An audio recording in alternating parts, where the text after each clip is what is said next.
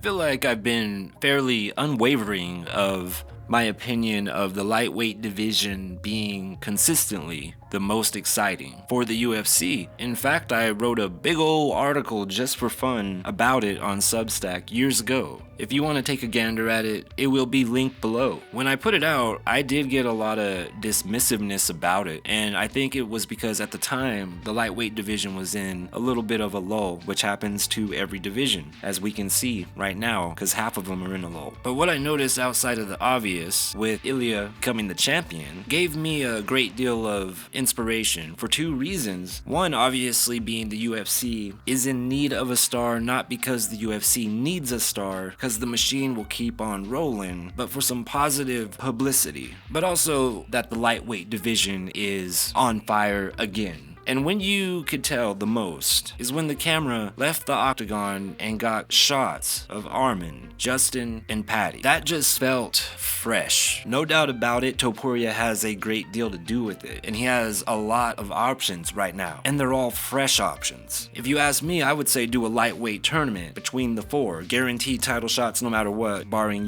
injury or what have you, illness, because any of them against Ilia is just take my money for me. I think Ilia is right in saying he represents the new of MMA. The guy not only talks with supreme confidence, but he fights with it in an instinctual way, taking the risks because the risks in his eyes are low enough for him to go in with full-on confidence in any position or exchange. Do Bronx being champion again right now would have been cool to see, and probably another emotional moment. That's not the timeline we live in, and this is exactly what the UFC needed. This fight was also backed by an awesome card. And once again, the lightweight division is on fire. It is my opinion that whomever he faces next, it should be somewhere in Europe, because whoever is his B-side out of the 3 or 4, take your pick depending on what happens with Islam, they're all money makers. The biggest one, no doubt, being with Paddy. Unless, of course, Ilia is moving up to welterweight to take on Islam,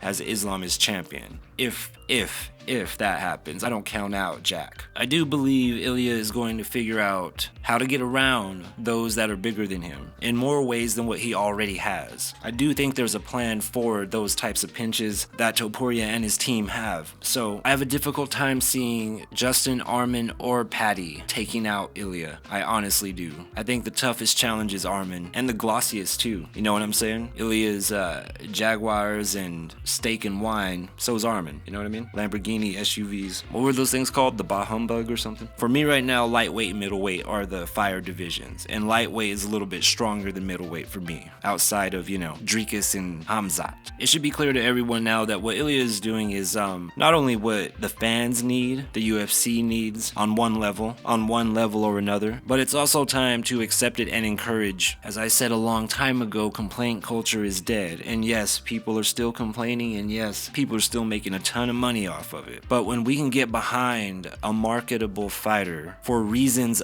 other than trash behavior or literally trash talk, I think it's a thing that should be done. Because what needs to happen is the morale of the fan base needs to be lifted up. The only way that can happen is if there's someone the fan base can not only care about, but get excited about public appearances and being in the octagon. But Topuria is doing it just by beating ass, not talking in the lamest ways possible just for, clicks and highlight audio clips and whatnot. So you can be a villain for a moment. Like, Ilia is still getting booed, so he is a villain. But he hasn't said anything offensive to anyone or gotten in any car crashes or anything. So I do hope it's something realized, of course, from the fan base, and don't turn your nose up to it, because at some point you're going to get exhausted, and then when there's nothing there for you to turn to, what are we going to do? Hey, I'm not surprised, motherfuckers.